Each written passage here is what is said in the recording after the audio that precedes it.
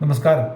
Indian പാർലമെൻറ്റിൽ തനിച്ച് ഭൂരിപക്ഷം ഉണ്ടായിരുന്ന കഴിഞ്ഞ 10 വർഷക്കാലം നരേന്ദ്രമോദി ഇന്ത്യയിലെ മുൻ പ്രധാനമന്ത്രിമാരെയോ അതുപോലെ മുൻ ഇന്ത്യൻ പ്രസിഡന്റുമാരെയോ കണ്ട് അവരുമായി രാജ്യകാര്യങ്ങളെപ്പറ്റി ആശയവിനിമയം നടത്തുവാനോ അതുപോലെ അവരുടെ അനുഗ്രഹം വാങ്ങുവാനോ കൂട്ടാക്കിയിരുന്നില്ല.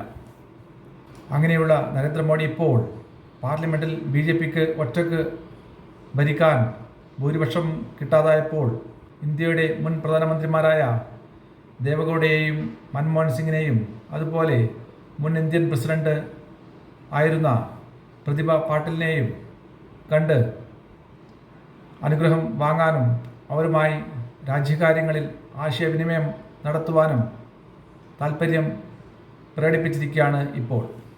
2014 നരേന്ദ്രമോദി അധികാരത്തിൽ വന്നതിന് ശേഷം BJPയുടെ മുൻനിര നേതാക്കളായ അടൽ ബിഹാരി വാജ്പേയിയെയും മുരളി മനോഹർ ജോഷിയെയും LK അഡ്വാനിയെയും ഉമാഭാരതിയെയും വസുന്ധര രാജ സിന്ധ്യയെയും അതുപോലെ BJPയുടെ മറ്റു പല മുൻനിര നേതാക്കന്മാരെയും അവരുടെ വയസ്സും അതുപോലെ മറ്റു പല കാരണങ്ങളും പറഞ്ഞ് മൂലക്ക് ഇരുത്തുകയായിരുന്നു. അങ്ങനെയുള്ള നരേന്ദ്രമോദിയുടെ വയസ്സ് ഇപ്പോൾ 74 ആയിട്ടും അദ്ദേഹം പ്രധാനമന്ത്രി പദം ഇതുവരെയും ആർക്കും വിട്ടുകൊടുക്കാതെ മൂന്നാമതും പ്രധാനമന്ത്രി പദം കൈയാളിയിരിക്കുകയാണ് ഇപ്പോൾ.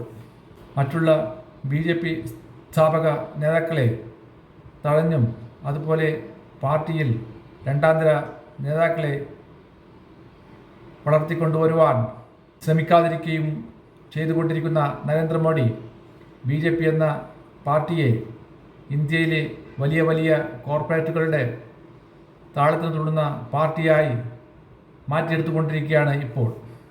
നരേന്ദ്രമോദിയുടെ ഈ തെറ്റുകൾ മനസ്സിലാക്കിക്കൊണ്ട് തന്നെയാണ് RSS എന്ന സംഘടന കഴിഞ്ഞ പാർലമെൻറ്റ് തിരഞ്ഞെടുപ്പിൽ BJPയുമായി UPയിലും അതുപോലെ മറ്റു പല നോർത്ത് ഇന്ത്യൻ സംസ്ഥാനങ്ങളിലും BJPയുമായി ഇലക്ഷൻ പ്രചരണങ്ങൾക്ക് സഹകരിക്കാതിരുന്നത്.